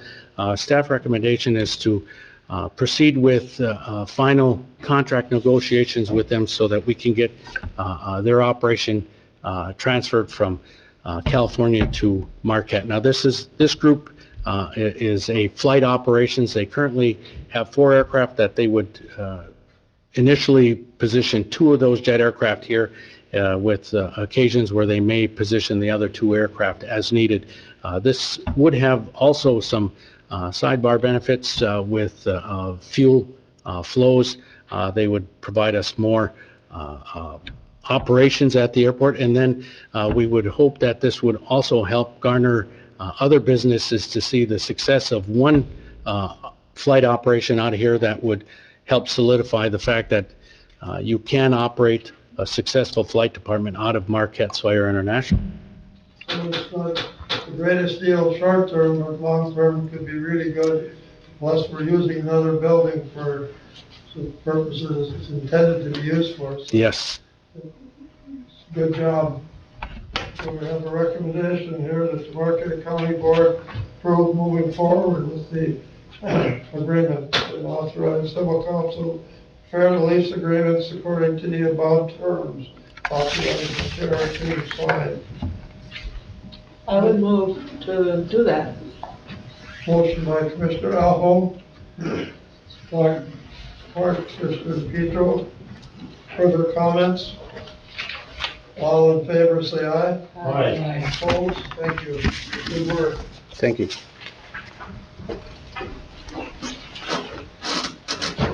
Next, COVID testing center in Sawyer. Yes, Commissioner. So the state of Michigan has created a COVID testing program, looking at multiple airports throughout Michigan. Right now, they're working with Detroit and Traverse City to provide free COVID testing to the traveling public, including the general public. They offer both the rapid result and then the general COVID test. The program was created to track the virus coming into Michigan, so all inbound passengers will be targeted, but they will not be forced to take this test. So airport employees, general public that either have symptoms or may need test results to travel out of the country or into another state will be able to get tested. I listed the operation hours. For most of our inbound flights, they have Wednesday, Friday, and Sunday at 3 to 11 p.m. As we're getting more flights, this is expected to change. But they're going to operate out of an open office space in the terminal that will be easy to see for the general public and the traveling public. There will be no rental fees incurred for this, as it's a service to the public, but utility costs will be charged to that contractor, Hanu Management. The short-term agreement would begin May 10th is our expected date, and end in September, the end of September on the 30th. But an extension may be requested and it is expected. So staff recommendation is for the Marquette County Board to approve the partnership with Hanu Management to provide this free COVID test site and authorize Chairman Corkin to sign this agreement. Recommendation here for staff recommends the county board approve partnership with HONU Management, provide a free COVID test site, and to authorize the chair to sign the agreement currently being prepared. So it's the right thing to do, and So move. Support. motion and support. Thank you. All in favor, say aye. Aye. Opposed? Thank you. Next, we have fire rescue building drain improvements. Alrighty, so in 2019, one of the airport fire trucks that's located at the airport fire station leaked firefighting foam into the drainage system, which contains PFAS that contaminated the wastewater treatment plant. These drains were sealed immediately to prevent further contamination as a temporary repair, but the airport has recently issued an RFP to complete a long-term repair for this drainage system. at our fire station. Grant funding was received from the state of Michigan to assist in completing this solution, which is to reroute the drainage system into a storage tank where this contaminated water can be disposed of properly. So we issued this RFP on March 29th, was posted on both the airport and county websites and sent to the Builders Exchange and multiple local contractors. One bid was received from Prime Specialty Contractors, amounting to $69,762. Grant funding was received from the state of Michigan to fund up to $8,500 for this project, with a $944 local match totaling to $9,444. This remaining cost would be allocated from the building repairs budget, but will then be sought for reimbursement through the CARES Act. So the Marquette County share would total to $61,262. We're expecting $9,762, and it can be covered by the CARES money? It would be sought after, yep, for the reimbursement, but upfront, Marquette County would be responsible. Recommendation here is the county board approved staff's recommendation to award the project to Prime Special Contractors totaling $69,762, authorized board chairman to sign the agreement pending contract review by the civil council. Motion to approve the catch drain. And I'll support that, but unless this is a typo, that says the anticipated start time for this project is expected for May 2020, we're a year behind. That is a typo, I apologize. We did talk about it last year. We did. All in favor, say aye. Aye. Opposed? Thank you. Thank you. Next, we have a letter of revenue sharing to Senator McBrone. This has to do with Marquette County and money that the state could get them out of early in this century here. On behalf of the Marquette County Board of Commissioners, I'm asking the state of Michigan to restore the revenue sharing funds that were not paid to the county from 2009 to 14. In a deal negotiated in 2004 in which a property tax collection shift allowed counties to utilize the county revenue sharing reserve fund for its revenue sharing payment instead of the state general fund. Counties missed out on inflation increases to their revenue sharing payments. It's estimated that the loss to Marquette County is $1.9 million. Marquette County has made incredible efforts to streamline its operations amid increasing operational costs and minimal increases in tax base.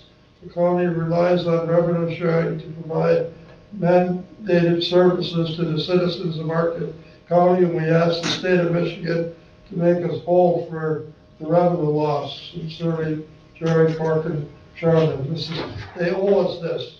So we're going to ask for a diplomatic solution from a political solution. And if we don't, then we'll talk about legal solution for it, because it's money that is owed to us. So I ask support to the letter be sent. So moved. Support. Moved by Mr. Elholm, supported by Mr. Anamini. I guess besides McBroom, we should send it to all of our legislators and send a copy to the governor too. I might ask the members of the security committee, maybe you want to have all of your members send a letter of support saying we could use some of this money to solve our security problems at the courthouse. Commissioner, that's a good suggestion. We're all in favor, say aye. Aye. Opposed? Public comment, somebody was on the line there and wanted to speak at the end of the meeting. Breathe, Karen. Who's the first one? Give your name and Palmerin. you may speak. She's got a last name. Hello? Public comment. address yourself. Hello, this is Karen Schmidt. Do you hear me? Yep. Okay, yes, hi. My name is Karen Schmidt and I live in Chocolate Township, and I want to speak about the Granite Loma site tonight. My husband and I have had the opportunity to explore Granite Loma in the 1970s, and my daughter-in-law also performed at the Kaufman Log Home there as a fundraiser for Lake Superior Theater, and she still speaks about that experience. It had a big effect on her. This property is such a jewel, and I think the future should be very carefully considered. I would recommend a formal study be conducted to determine the best long-term future of this unique property. I'm convinced that the use of this property would be better for public use, possibly camping, historical tours of the Kaufman structure. I would think it would be more beneficial to the local health and economy for future generations. I think a formal study might bear this out. Tourists are coming to the UP in droves to experience Lake Superior and its shoreline. Picture Rock, Porcupine Mountains, Fort Wilkinson are all reporting record numbers. This property would add to the lure of people coming to the UP. Granite Loma is one of the last remaining pristine Lake Superior shorelines, and the risks of commercial use and long-term possible toxic waste and environmental damage to Lake Superior is not worth the short-term jobs. Also, I just wanted to mention Gavin Brown. He said something about Highway 23. I don't know if he's talking about the 550. I don't know. He didn't seem to have his facts correct. He also said this project would draw doctors and nurses to the area. Well, I'm here to tell you that most people are drawn to this area because of the natural beauty and not because of a future rocket site. So I would be glad to be part of any consulting or any study that would look into also possible futures for that property. Thank you. Thank you. Public comment? Dennis Ferraro. James? Dennis. Dennis? Dennis. Dennis? I'm sorry, I had it on mute. Yes, can you hear me? Yes. Okay, my name is Dennis Ferraro. I'm the president of Citizens for a Safe and Clean Lake Superior. And I want to thank the commissioners for allowing public comment tonight. Our group is a local citizens group who, like 22,000 other people who have signed an online petition, strongly oppose the plan to create an industrial rocket launch site at Granite Loma. This bad plan will damage our environment, our quality of life, and our local economy. Published data shows that this industrial use will be so intense that the force of each launch will be seen and heard from Marquette to Big Lake. Thousands of gallons of water will be needed to deluge each launch to suppress the tremendous shock waves. The risk of malfunction and explosion, which is between 20 and 24% on liftoff, will require evacuation of 6 family residents, according to the Explorer Solutions Report, which was a detailed report commissioned by the county. And using those coordinates in the Explorer Solutions Report, our consultants, using the Code of Federal Regulations and the regulations of rocket launching, have determined that to 13 family residences will have to be evacuated, and part of 550 will have to be closed down for each launch. Wetlands will be destroyed, sensitive groundwater tables threatened, and extensive clear cutting will destroy vital habitat for many plants and animals. You know, I thought it was interesting that Mr. Brown, when asked a question by one of the commissioners about the evacuation, didn't deny it. He just said that we just don't know yet, but when we do know, and if it happens, we'll be transparent. Well, I don't think that's going to be very comforting to the 6 to 13 families who have to be evacuated in that area. Coming to Lake Superior shore to hike, to hunt, kayak, ski, fish, or just wander connects us all to nature. It recreates our bodies, it it refreshes our minds, and it replenishes our spirits. But this rocket launch plan will harmfully impact the very recreational areas that sustain our quality of life and our economy here in Marquette County. For example, this heavy industrial site would be within easy speaking distance of kayakers on the Hiawatha Water Trail, only a mile from the Little Garlic River with its world-class trout fishing, 2 miles from the Donnelly Preserve Trailhead and the North Country Trail, just 2 miles from the Nokemanon Trails at Sauk's Head Lake, only 3 miles from beautiful sand beaches at Superior Watershed Partnership's Eagles Nest Road, close to Community Forest, and within 3 miles of Echo Lake Nature Preserve. Outdoor recreation areas like these promote economic growth. For example, Marquette already ranks nationally in the top 25 places for millennial job seekers because of the excellent quality of life provided by its beautiful wilderness and pristine shoreline. Best value schools list NMU among the top 50 outdoor colleges because our students are surrounded by nature and close to Lake Superior. Reader's Digest praises Marquette as up and coming for its quality of life created by its wilderness features and waterfront. People come here for the beauty and connection with our still wild natural environment. They do not come here seeking an industrial hub. You know, and I want to address this point with Gavin Brown. He seems to think that young people are leaving the UP. That's absolutely not true. Your own study has determined that young people are coming here to find jobs. And besides that, we know from the National Society of Adaptation Planners that because of climate change, people are already moving to the Great Lakes, to Lake Superior, and specifically to Lake Martin, specifically to Marquette County.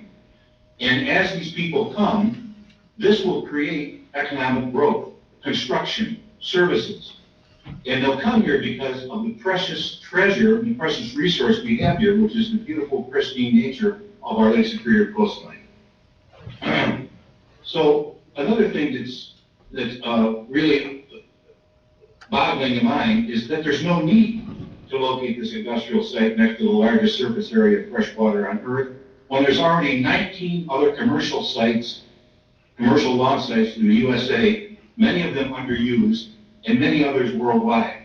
For example, Rocket Lab, whose rocket is touted by NAMA in some of their literature, has only launched 20 rockets, and 2 of those were failures from its base in New Zealand, in spite of obtaining a license, in 2016, which allows them to launch 1 rocket every 72 hours for 30 years. Now that's what I call underuse. Let's take a look at the empty promise of 1,000 jobs that were made by Mr. Brown about a year ago for Marquette County. That's evaporated. Now that Escoda-Wurtsmith Airport has been chosen for the horizontal launch site, Chippewa County chosen for the Spaceport Command and Control Center, instead of gaining many jobs, Marquette County will end up forming a handful. For example, the Kodiak, Alaska Aerospace Site on Kodiak, Alaska, in Kodiak Island in Alaska, when launching rockets of the same class as those proposed for Granite Loma, only employs 5 people to launch them. And those people are sent from California to Alaska, and then they're flown back to California. So this is not going to be, after the clear cutting is done and the cement is poured, you're not going to have more than a handful of permanent jobs here. But by spreading misinformation and withholding facts, launch promoters count on the silence and inaction of the public while solidifying their plans behind the scenes.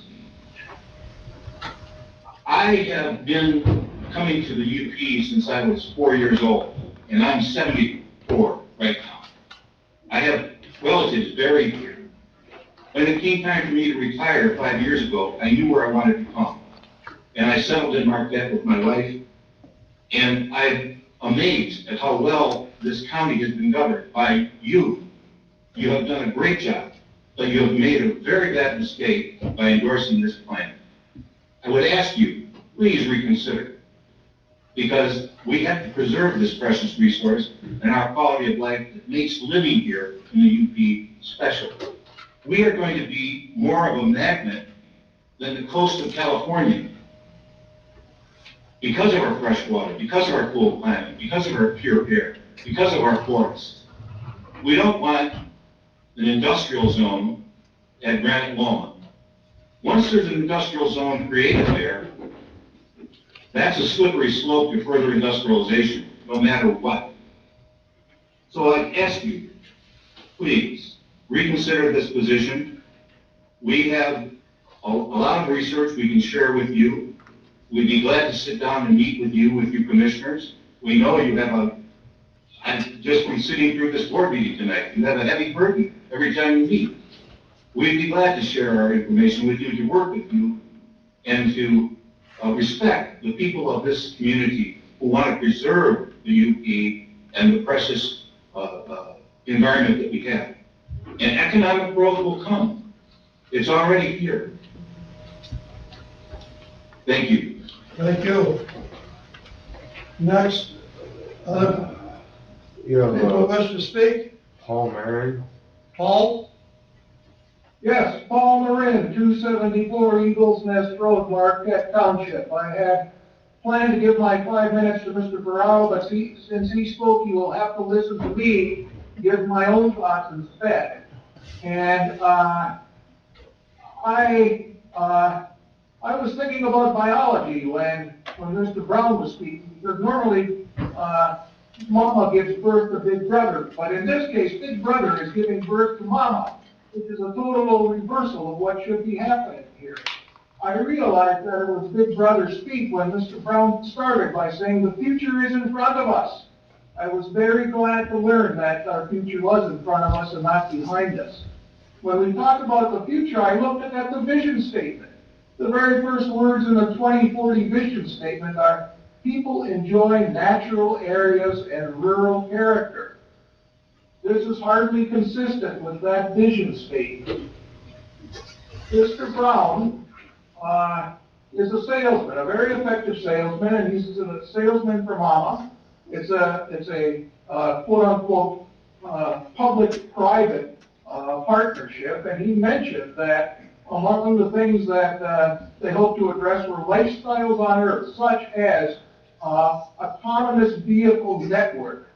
Elon Musk wants more satellites in space so we can have more driverless cars. We saw how well that turned out in Texas a week or two ago. But Mr. Brown says he's my neighbor. Well, I was born at St. Luke's Hospital, and I spent my early years in Gwen. I graduated from Michigan High School. I spent my working life in Marquette, and I retired up to Buckrow. And I don't ever remember seeing Mr. Brown as my neighbor in any of those. He says he's an up north resident, but, you know, as we know, in Clare it says Gateway to the North, so I don't really know. I do know this, though, as Ubers. If you had asked me, for some strange reason or other, to give a board presentation, and the board meeting was at 6 o'clock, I would have been there at 6 o'clock. And if I was not there at 6 o'clock for some unavoidable reason, my first words would have been, I'm sorry, I'm late. I would have treated you with that respect, and I hope I'm treating you with that respect now. We didn't even hear that from Mr. Brown. He just showed up when he showed up, and he started talking. But basically, we have a great environment in Marquette County. Let's not screw it up. Thank you. Thank you. Any other public comment? Nancy. Here. Nancy Ushel. Go ahead. Can you hear me? Okay, thank you for letting us make some comments. When I first heard of a rocket launch at K.I. Sawyer, that seemed like a real appropriate use consideration for the old Air Force Base. And when it was announced the site was Granite Loma, I was pretty stunned. I moved here after falling in love with Lake Superior while working at Bay Cliff Health Camp over 30 years ago. And the first thing I did after realizing I was going to stay here was bought a kayak and began exploring the lake by kayak. The Marquette to Big Bay section of Lake Superior is truly spectacular. Though the public and many elected officials were surprised by this announcement, it appears the county knew. The county submitted an application and addendum in the fall of 2019 identifying multiple launch sites in Marquette County, including Granite Loma and a floating barge off of Presque Isle Park. It was disheartening and a breach of trust to learn the county had been courting Mama to turn this pristine resource into a heavy industrialized zone for nearly a year before the announcement was made. Notable from the addendum application, there is no previous industrial use of this site. It is on the National Register of Historic Places, and there are wetlands, farmlands, woodlands, lakes, rivers, and streams. In the application, the county brags that beautiful sandy beaches stretch virtually uninterrupted along the entire south shore of Lake Superior, the largest and cleanest of the Great Lakes. It's ironic you have used this message of pristine beauty to court an industry that will destroy this uninterrupted shore and pollute the cleanest lake with rocket debris. It sounds more like a place to preserve as a natural area, not an industrial site. Mr. Gavin Brown says that this project will be green. Well, green is not the same as greenwashed. Calling something green does not make it so. Greenwashed is giving something the appearance of environmental practices while the product or industry remains highly problematic and unsustainable. Rocket fuel is not green. Cutting pristine forest land is not green. Filling in wetlands is not green. Heavy industry on a pristine, forested, unique, fragile Lake Superior shoreline that also has a building on the National Register of Historic Places is not green.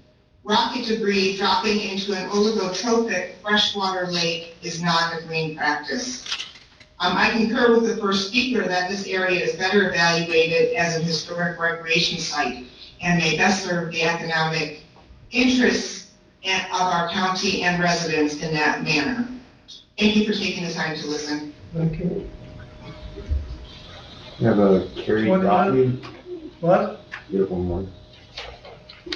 Who was it? Carrie Gottlieb. Carrie. Let's see, can you hear me okay? Yeah. Okay, I'm Kerry Gottlieb. I live in Marquette. I work in the city of Marquette. I also have a cottage near Granite Loma. I'm also president of the No Cayman on Trail Network, although tonight I am speaking for myself. I mentioned that I'm president of NTN, excuse me, just to give me some bona fides as to my outdoor activity.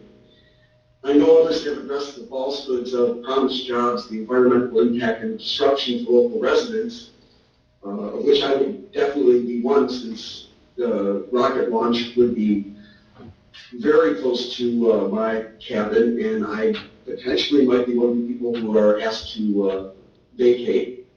That's not what I want to talk about. I won't repeat those concerns now.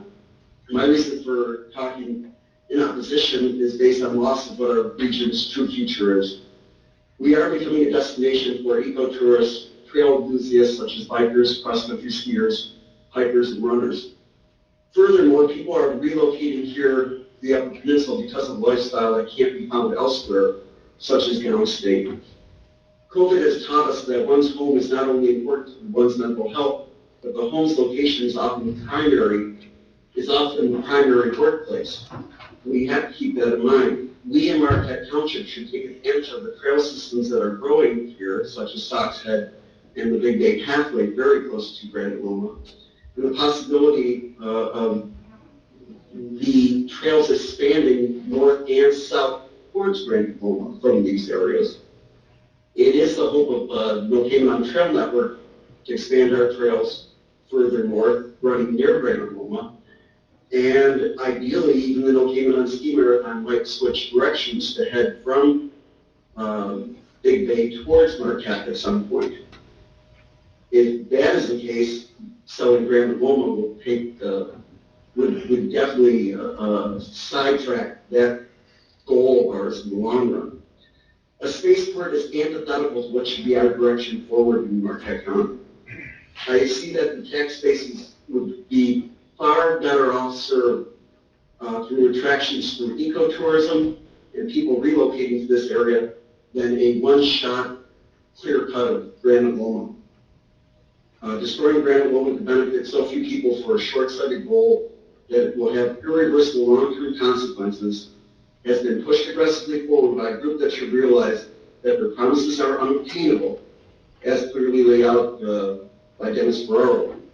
Is something you can stop, or at least demand answers to the questions posed.